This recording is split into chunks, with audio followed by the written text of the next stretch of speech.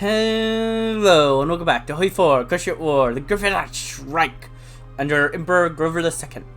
First off, we're gonna learn about a research-focused program we did last episode. An effort to focus research in particular fields by directing scientists from different universities in a centralized manner and increasing the speed at which we conduct research and development operations. We're gonna focus on personal weapon development.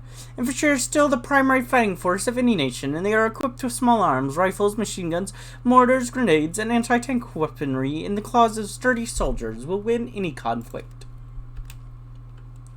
Yes, that is what we will begin with. Station 1. Our rail network has been centered around Greenback since the first rails were laid down. At the center of the city is Station 1, a masterpiece of late imperial architecture, and a landmark of our capital. As demand for train traffic grows, it will become imperative to expand this landmark with additional platforms and warehouses. Woo! Sounds good to me.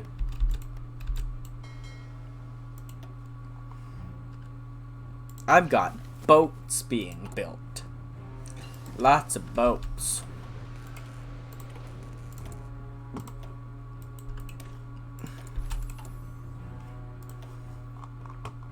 Boats, boats, boats, boats, boats, boats, boats, boats, boats, boats, boats, boats, boats, boats, boats, boats. It's boats! Just gonna have some extras set up just so I don't have to deal with that for a while. Good. Nova Griffonia's doing well.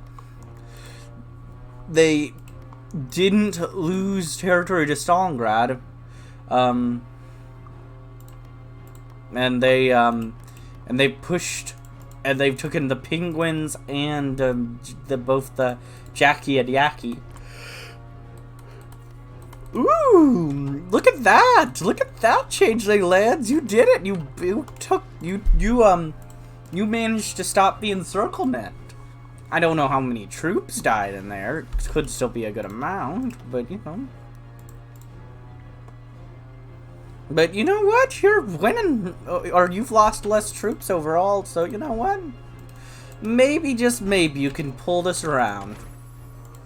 Probably not. You're supposed to be quite a lot further into Equestria at this point, but you know. There's always a chance. So, you know. Good luck.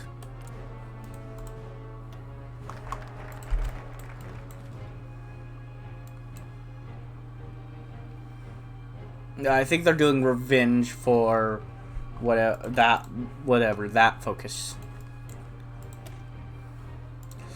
Greenback steel.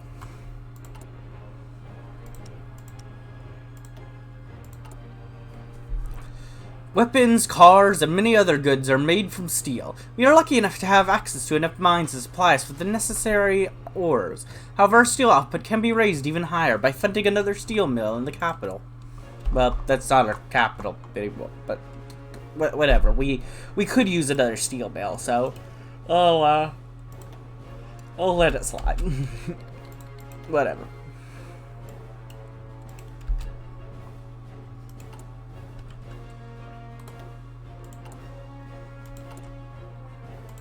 More steel is always a good thing.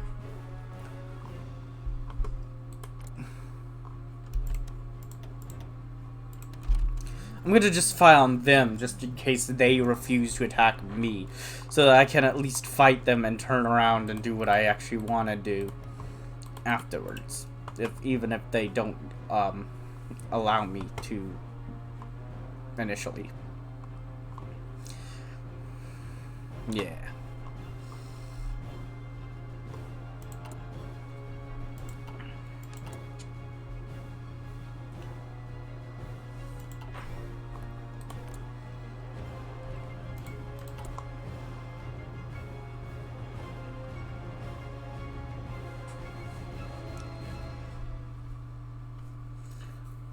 Do do do do do do do do do do do do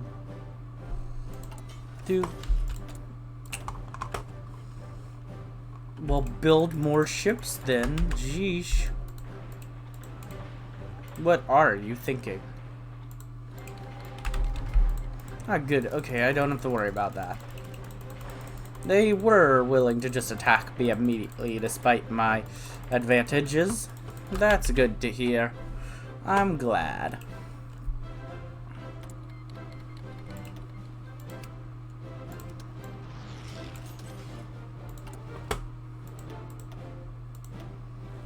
I should probably go up to war economy. I forgot that I wasn't on war economy.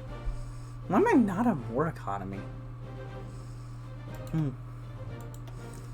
Yeah, I should definitely do that.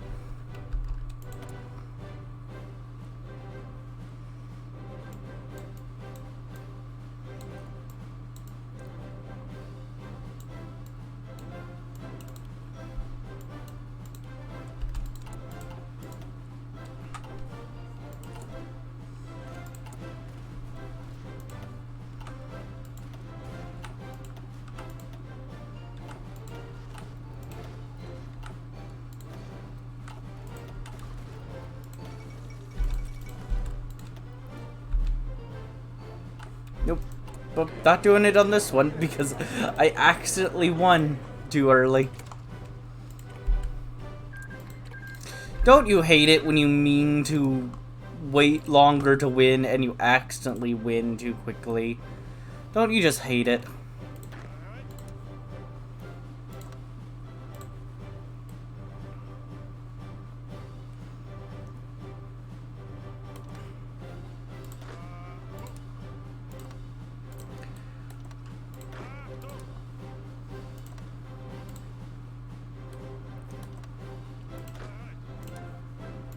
I don't know, I just hate accidentally winning. You know, it's like, come on, I meant to wait. Don't win yet.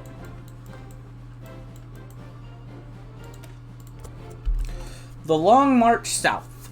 Far from Griffonheim, our kind has settled the coast of the southern seas, near the isles of the stubborn minotaurs. Although these griffins and minotaurs have a fierce sense of independence, they too must be brought into the fold. However, without having ever seriously held this area, it is doubtful they will ever see me as a savior.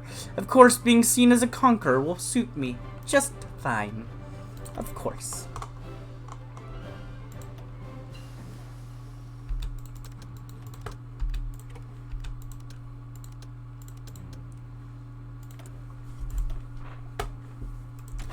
Fear me!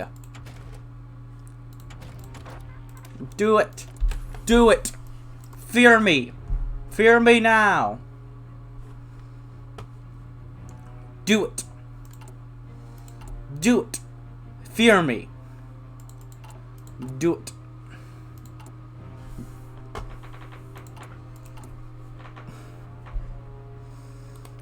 Do it!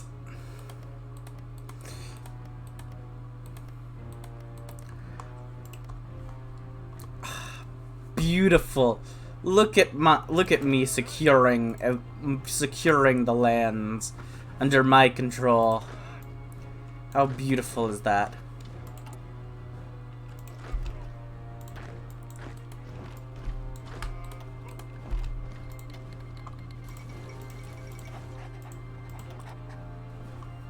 Isn't securing the land under your rightful reign such a beautiful, beautiful thing to do? I think it is. And I think Emperor Grover II thinks it is too. Nice, Eturian Order. I'm glad to see that you did it. Oh, wow. Oh, okay. That bonus amount of ships I placed was not, or docks I had set up ready to go was not enough. I'm building so quickly.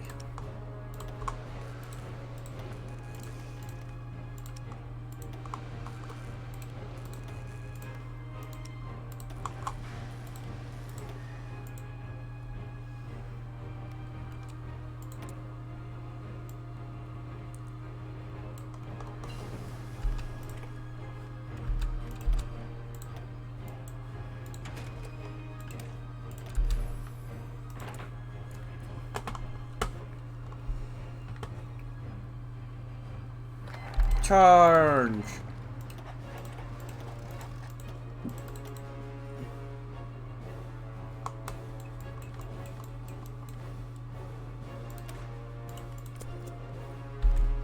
Now let's open the tungsten mines.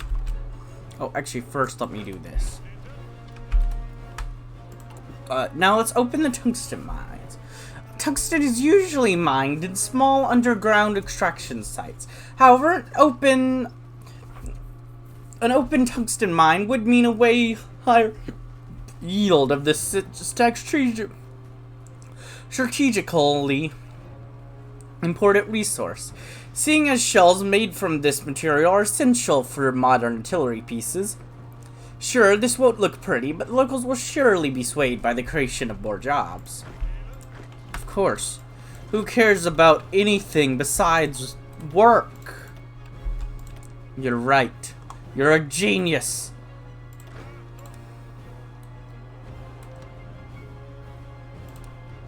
It's guaranteed to work.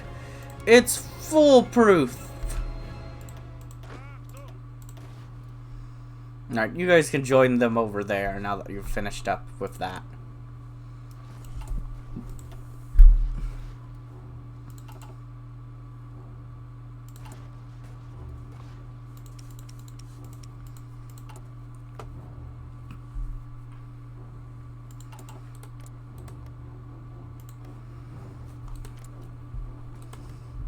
But let's start in. No, I'm joking. No.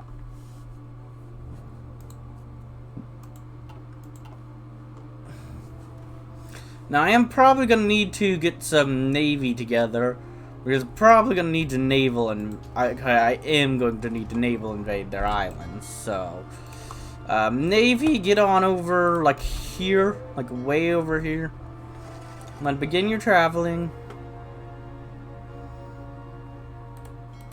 So you can come to here because that's something that's already like a core, or not core, definitely not yet, but it's a part of my nation. Like before this war began, so that kind of makes it a little more. I don't know. I don't know. It makes it a little more something. Okay. I don't really know what I was going for there.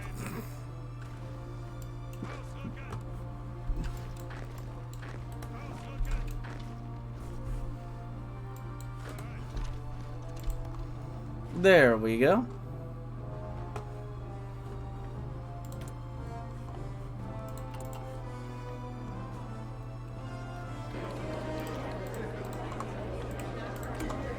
Good, we'll just go ahead and annex you then.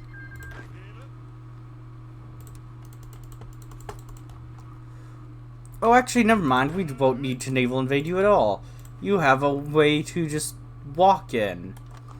I'm used to attacking you from Zebrica. Because if you're attacking from Zebrica, you do have to force your way in. Through a naval invasion. But we're not in Zebrica. Nope. Not this time.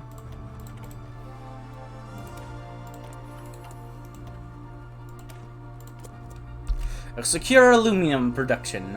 Although steel keeps heavy industry moving, aluminum is needed for some high-tech products such as airplanes. By investing in aluminum production, alongside our existing steel infrastructure, our industry will be ready for demands of the future. Yes, of course. It is what we need. It is what our nation needs. Yes. Though, I think I might end up needing to naval invade anyway, because I think it might end up being the case that, like, I have to actually get a few more victory points. I think might have had that happen before. Though, this was under them, and were cores. So, those being cores actually might end up making it where they just have more cores to the point where those further ones aren't needed. I'm gonna hope that that's the case.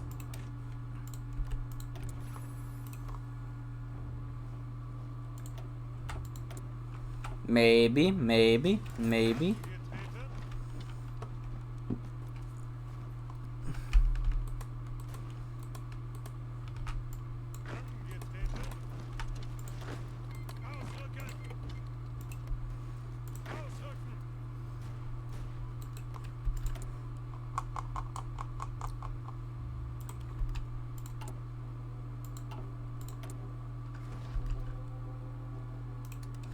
sure. Come on. Come on, you're almost there. Come on, be enough, be enough, be enough, please. It's not gonna be enough. That's annoying.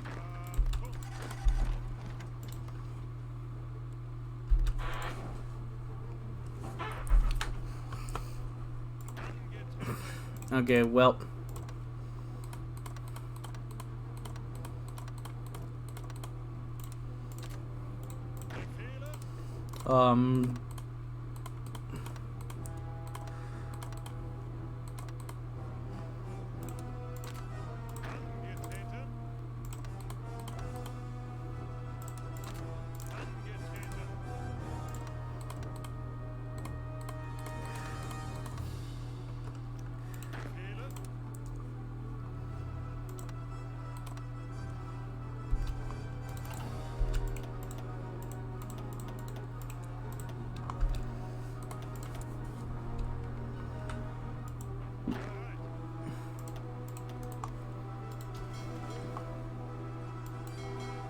Okay, never mind. I will need you. So come back.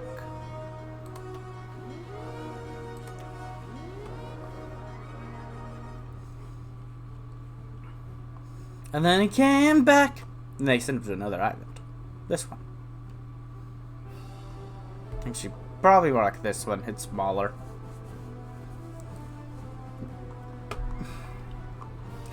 And then... No, they sent him to an island. Then he came back. Then they sent him, I'd say to another island. Probably that one. Like, where would be the most remote island? It's close to some things. Because in our real world, we have some islands that are remote from, like, literally everything. Besides a couple other tiny islands. Loughburg Youth League. The age of admission for Loughburg Academy is 14, meaning that a significant minority of the students' body is below the age of enlistment. However, they can still contribute meaningfully towards the war effort, providing much-needed labor for construction of fortified hardpoints and digging of trench networks.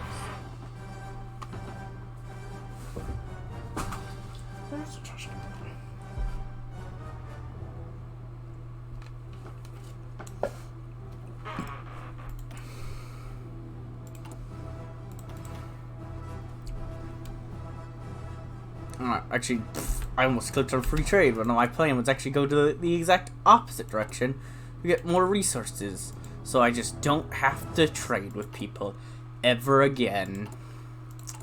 Yay! Nobody likes to trade with people. Oh, you finished way early. You feel like you're done already. Let me please go ahead and actually have these ready.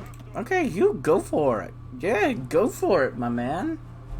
I don't know why you're way quicker than everyone else, but hopefully that board is just enough. That would be great.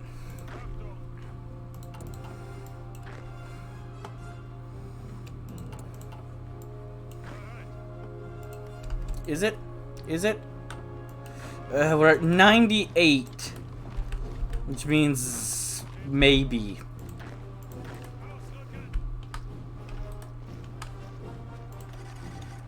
99 is this one province. I have to get. Oh. FLNT activity suppressed. When Emperor Grove II gave the order to pacify the insurrection by any means possible to finally bring lasting peace to Terran, the local garrison prepared a large-scale campaign, utilizing tactics which Griffonian theorists had proposed would prove to be effective against the TLNT. First, all of Terran was divided into sectors, and each sector was assigned a garrison, tasked with suppressing a resistance in their area of responsibility. Next, any support from Broad or other regions which FLNT was possibly receiving was addressed by building a barrier on the border of the region, consisting of mines, barbed wire, electrified fences, and anti-air turrets with searchlights. This would prevent infiltration on land and in the air. Lastly, the garrison would conduct search and destroy operations, targeting areas with the highest resistance activity. The civilian populace would not be spared from the campaign.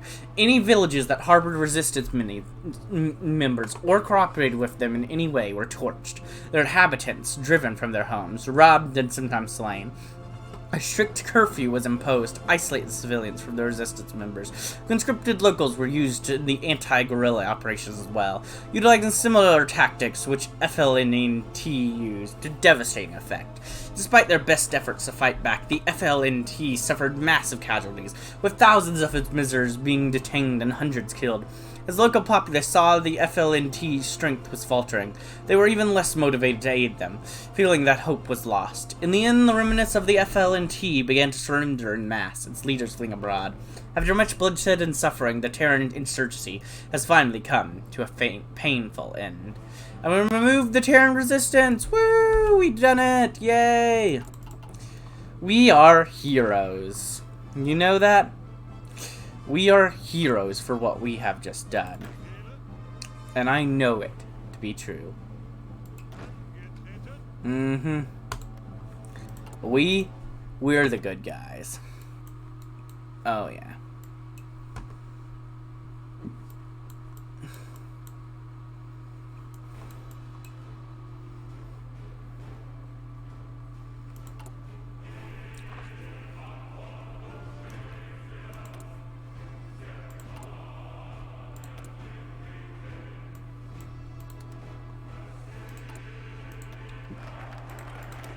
Standardize our service rifle. Currently, battalions of the Yale Security Force are sponsored by the nation's university. These are each responsible for the equipping of their units, meaning that two campuses can contract drastically different arms manufacturers, creating a logistical nightmare. In an effort to address this, the Defense Council has drafted a short list of approved manufacturers. Nice. Also, more. Build us more. I said more. Why are you building so little? Why aren't you building more? After those are done, we need railroads all over the place in random locations. Build them. Build them up. Now. Actually, not now. First do the other thing. Then now. So the now of the future. Got it? Good. Good.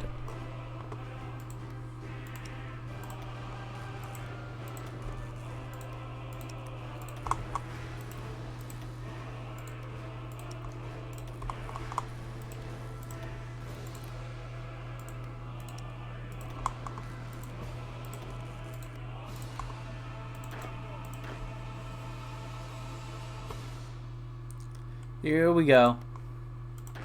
And this should be easy victory. In fact, I probably don't even need to take the quote-unquote capital. It's like their 5th, 6th capital, but this is probably victory. No? Okay. It's fine. There we go. Now it's victory.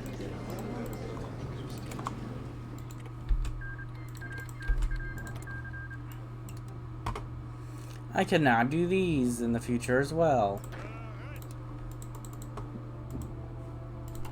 Okay. Now this focus down here puts me at war with quite a few places. Yeah, quite a few. So let me prepare for this.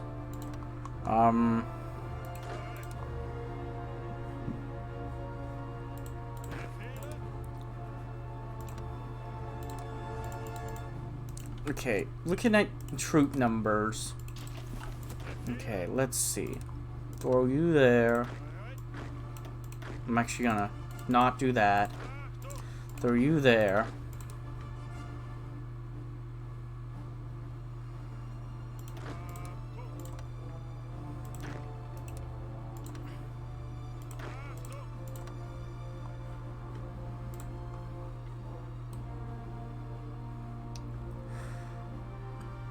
Alright, that is the plan.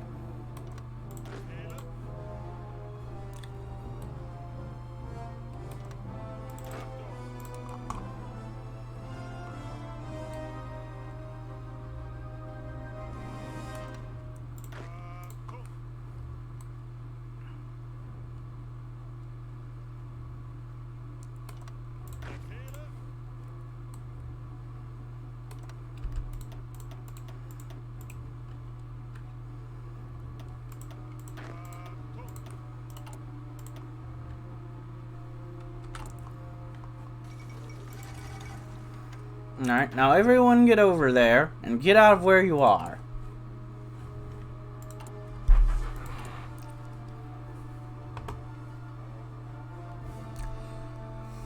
While the age of enlistment in Yale is 18, the age of administration in Loughborough is 14. In the event of war, these minors can be used in non-combat support roles, such as administrative duties and labor in construction projects. Yay! We're putting 14-year-olds to work. Woo! Man, this game's too real. Way too realistic, you know, to the modern day society of our real world. You know, way too close to home, you know? You get me? Yeah, you get me. Reign in the South. The Southern Griffins are a proud and contentious bunch. They still resist Imperial rule, but are divided and poorly organized. My governors will play favorites and set those disparate groups against each other, so they will never form a united front against their conquerors. Then resistance will fade away as they realize how benevolent our rule really is. Yeah, we're so incredibly benevolent. We definitely are. 100%. Obviously, we are just extremely benevolent. 100%. Equestria has defeated the free changeling hives. Wow. Nova Griffonia took some random provinces for some reason. Like, I get the polar bear territory stuff, but what's up with that? The polar bear communities are, spread out a bit now. The free changeling hives are still looking fine. King of Alenia's here now. And Equestria's won. It's literally just a harmonic paradise besides this weird autocracy hiding up in the north, being like, we like slavery and labor camps, and you know, we don't care about the economy, we like army, you know, we love all this brutality. Wait, what's that about the entirety of the rest of the of our north being of our place being evil? Hey, look, guys! I did it! I won this time! Yeah! Well, they won for a while last time, but yeah. Hey, look, guys! It's the Democratic Equestria, and Era's here, and everything's good and happy. Don't look at that.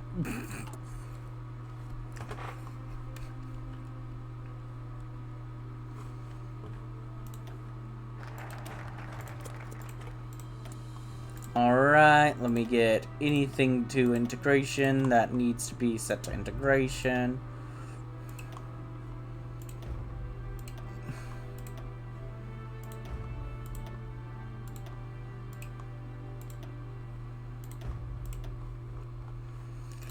Alright, but I think this is a good time to go ahead and end this episode. I hope you enjoyed, and if you did, like, comment, subscribe, and hit the bell button. And as always, peace.